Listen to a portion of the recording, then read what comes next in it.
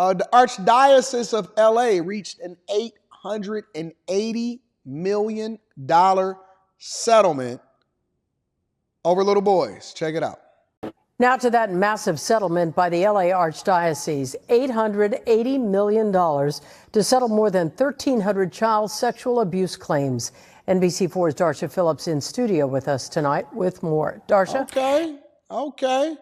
They said, Anton, you're a man of God. You should not be looking at women. Your eyes shouldn't work. You's a lie. My eyes do work, and I'm still a man of God. Two things can be true at the same time. I see you, baby. Colleen, this is a historic settlement made possible by legislation in Sacramento that allowed victims of clergy abuse a 3-year window to file claims that were outside the current statute of limitations. Some of these victims are now elderly and are finally getting some measure of healing from abuse that has marked most of their lives. The Archdiocese of Los Angeles has agreed to pay a record settlement of $880 million to victims who were sexually abused by local Catholic priests dating back decades. Attorney Morgan Stewart represented some of those victims. From a standpoint of a survivor carrying a message where, they were 9, 10, 11 abused by a priest and they're grateful to an attorney for 20, 30 years later, bringing them some closure is amazing and heartwarming. 1,353 victims were part of this settlement that included months of negotiations with the Archdiocese. Archbishop Jose Gomez approved the settlement and released a letter to his parishioners saying in part, "I am very sorry for every one of these incidents from the bottom of my heart. My hope is that this settlement will provide some measure of healing for what these men and women have suffered." More than 300 priests who worked in the LA Archdiocese over the last several decades have been accused of sexually abusing minors. Do people automatically, by default, associate a priest, a Catholic priest, with being a predator now? Because even though I'm not Catholic, but I did go to a middle school that was Catholic, and we had to go to Mass. I never seen any... I don't think that there was any priest in there that was sassy. They didn't look sassy to me. But do people automatically associate priests with being, and of course they know that every priest isn't bad, but do they automatically associate it with being liking little boys? Including Father Michael Baker, who later served time in state prison. Michael Baker was a priest, notorious, sent away, brought back in, put back into ministry despite the knowledge that he was a risk to parishioners. Today, the Archdiocese says it has implemented safeguard programs to prevent such abuses from happening. We train every adult who is going to be in ministry with children or have supervision of children, whether they're an employee or they're a volunteer. And created a victims assistance coordinator so people who have suffered abuse in the church have someone to turn to. Look, man, I don't even want to work with kids. Women send me messages all the time. Now, I don't know if that's just y'all trying to get in my pants or what, saying, yeah, man, my son, he need a strong man in his life. I said, baby girl. Anton from AntonDaniels.com has to make sure that he don't even put himself in a position to be looking crazy out here in these streets. I can't be out here being a step baby daddy / mentor to your son in real life. You're going to have to book a coaching call.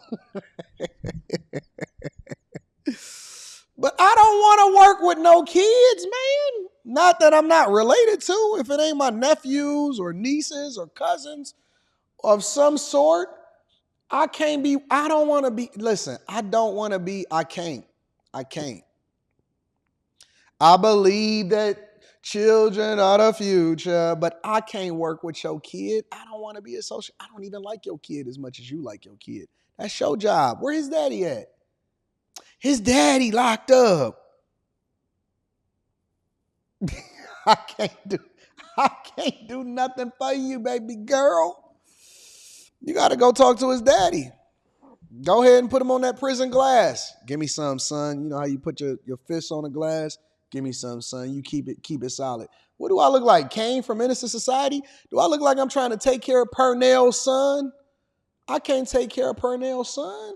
I can't do that. I don't believe in even associating myself. I won't even open up a daycare. I'm not interested in being around nothing associated with children. I'm straight.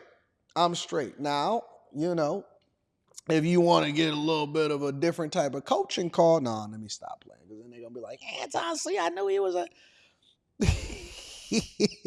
I can coach you on how to make sure that you tell your son how to do the right thing. I can coach you on how to get you a man, but I can't coach your son. This ain't little league. This the big leagues over here. Anyways, let me continue on with the show.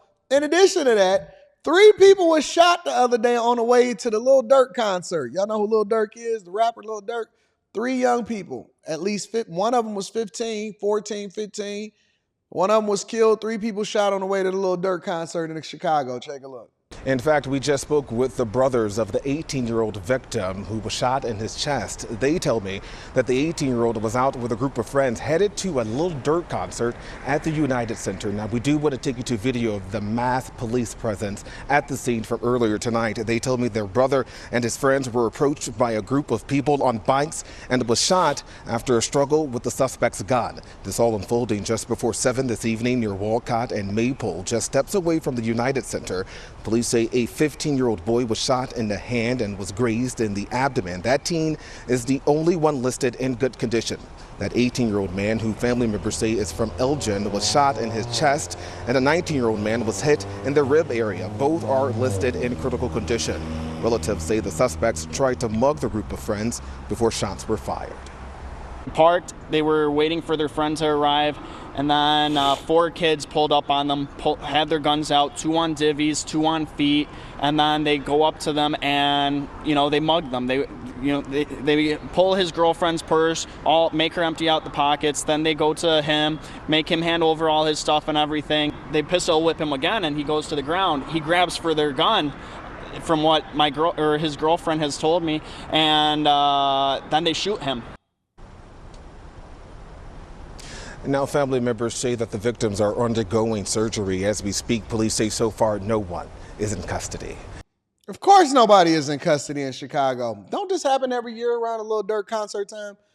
Anyways, and then last but not least, El Chapo's, the drug kingpin, his sons is negotiating a plea deal to ultimately plead guilty possibly, but maybe get out of jail before their lifetime is up. Judy, ever since Ovidio Guzman and his brother Joaquin landed in the hands of federal prosecutors here, it seemed only a matter of time before they started playing Let's Make a Deal. Tonight, their attorney is saying talks are underway that could result in guilty pleas to the charges in a sizable drug trafficking case against them. There's a myriad of possibilities in a situation like this. After months of denying that there were plans for plea agreements, tonight New York-based attorney Jeffrey Lichtman says 2 Los Chapitos, these sons of Sinaloa cartel kingpin El Chapo, would like to plead guilty if their deals are right. During a routine court hearing here at the Dirksen Federal Building Monday, Lichtman and prosecutors acknowledged plea talks are underway. Only Ovidio Guzman was in court, but Lichtman says he'd like to see Chapo's son Joaquin also negotiate a deal with prosecutors. Although I represent both brothers, it doesn't change the fact that they individually have their own cases. So this isn't a package deal in terms of one doing one and one doing the other. I'd like them to do the same thing, have the same result, but the government views them differently. Lichtman tonight insists there are no discussions about the brothers cooperating with prosecutors, but he was asked if cooperating is a possibility. There's a possibility that I could wake up tomorrow morning and be 6'11" and be playing center for the Knicks. That's a possibility too. It doesn't mean that it's going to happen. Former federal prosecutor in Chicago and chief ABC7 legal analyst Gil Sofer tonight says there is a wide range of cooperation, from agreeing to discuss a plea deal to testifying against cartel associates. There's no question that true cooperation will result in a more lenient approach by the government to the defense. But is it fair to say that at the very least, when you're negotiating a plea deal, the defendant has to make admissions of guilt in order for a judge to accept it? Yeah, there's no question. A plea deal, if it goes to an agreement, means that the defendant will be acknowledging guilt. Are we ever going to solve for the drug crisis that's in this country? Are we ever going to solve for the drug crisis in this country? In the world, let alone this country. But let's just say this country. Are we ever going to really solve for the drug crisis, or is it too profitable?